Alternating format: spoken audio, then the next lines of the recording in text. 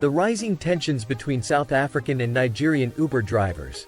An analysis of the impact in recent weeks, the simmering tensions between South African and Nigerian Uber and Bolt drivers have reached a boiling point, leading to significant disruptions in major cities like Cape Town and Johannesburg. The root of these tensions stems from competition and cultural misunderstandings between the two groups, which have resulted in deliberate actions that are having far-reaching consequences for both drivers and passengers. The rivalry between South African and Nigerian drivers in the ride-hailing industry is not new.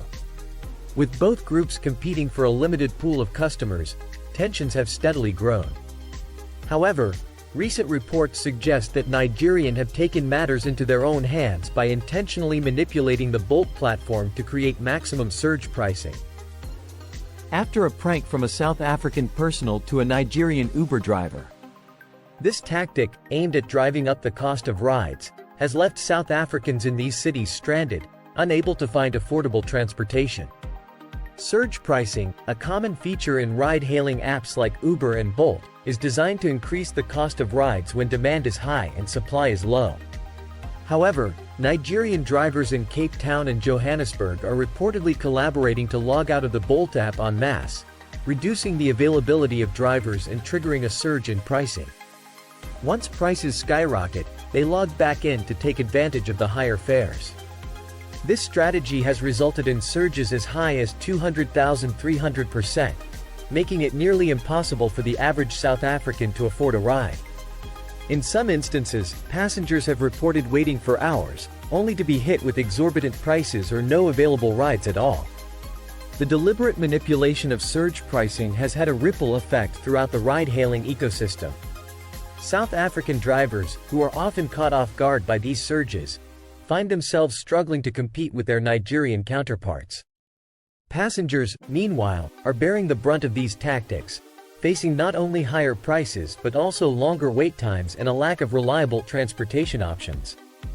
Beyond the immediate financial impact, the ongoing tensions have also exacerbated xenophobic sentiments in South Africa.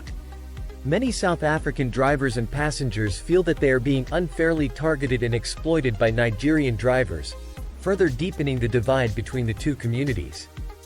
The consequences of this rivalry extend far beyond the ride-hailing industry. As the cost of transportation rises, businesses that rely on affordable and accessible rides are also feeling the pinch. Employees who depend on Uber and Bolt to get to work are struggling to make ends meet, and small businesses that use these services for deliveries are seeing their operational costs soar. Moreover, the situation is contributing to a broader climate of distrust and animosity between South Africans and Nigerians, with potential long-term implications for social cohesion in the country. Addressing the underlying issues in this conflict requires a multifaceted approach. Ride-hailing companies like Uber and Bolt must take immediate action to prevent further manipulation of their platforms.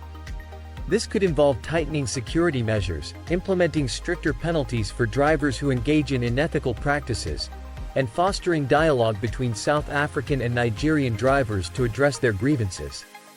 On a broader scale, there needs to be a concerted effort to promote understanding and cooperation between the two communities. Government intervention may also be necessary to regulate the ride-hailing industry more effectively and ensure fair competition for all drivers.